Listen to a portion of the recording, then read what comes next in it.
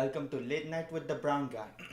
Not sure where that accent came from, but you're here for episode 3, and we got big news as the United States finds itself on the brink of inconceivable international conflict, and that's just with our allies, as Trump took the figurative sledgehammer to the NATO summit this week, where he bashed in, not so figuratively, the head of our allies, none more than Germany, who he called out for their tricky relationship with Russia. And let me tell you, and this makes me queasy, but Trump has a point. Ugh. That was a tough pill to swallow. So Germany gets 40% of its crude oil and 30% of its coal imported from Russia. And I'm as surprised as you are. People still use coal?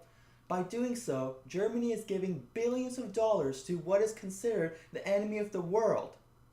So Trump believes Russia controls Germany because that's where they get their oil.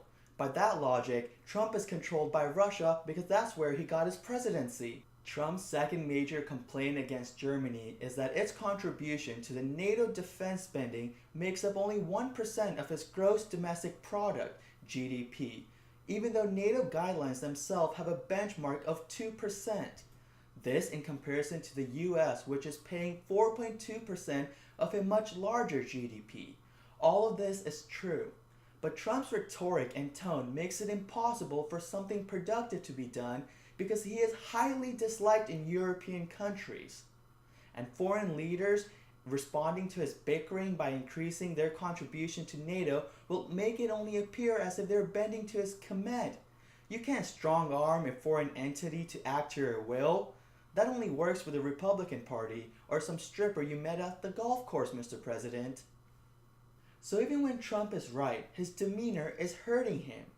Imagine, amidst World War II, Hitler decides all of a sudden, hey guys, all this fire smoke, it's gotta be bad for the environment. Let's find a different route.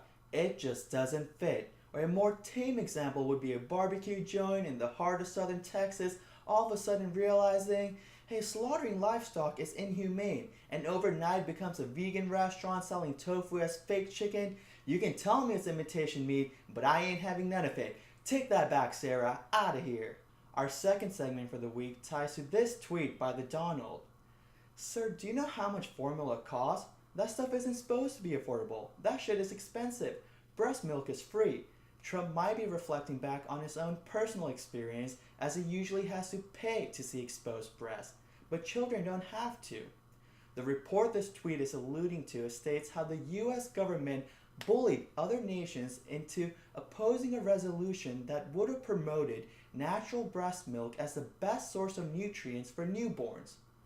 But supported by upstanding and considerate formula manufacturers, US officials threatened other nations to pull out or risk tariffs and other financial repercussions. What is up with this assault on babies? First, he's separating them from families, but they're brown so half of America doesn't care, and now he won't even let them suck on their mama's titties? And it worked, as countries in both Latin America and Africa pulled out, but saving the day was Russia? Yes, it took Russia to support the measure, after which the US coincidentally did not threaten them. So yay, Russia?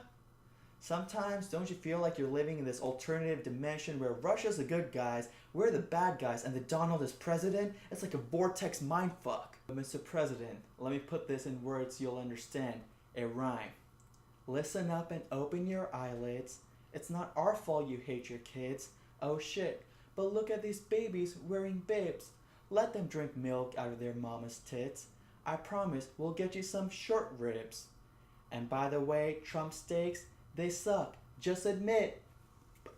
For our last story of the week, in the case of Dumb and Dumber, a couple called the cops to report an attempted robbery at their trailer home. What they failed to take into account is that the cops might also notice the 43 pounds of meth hiding in their compartments.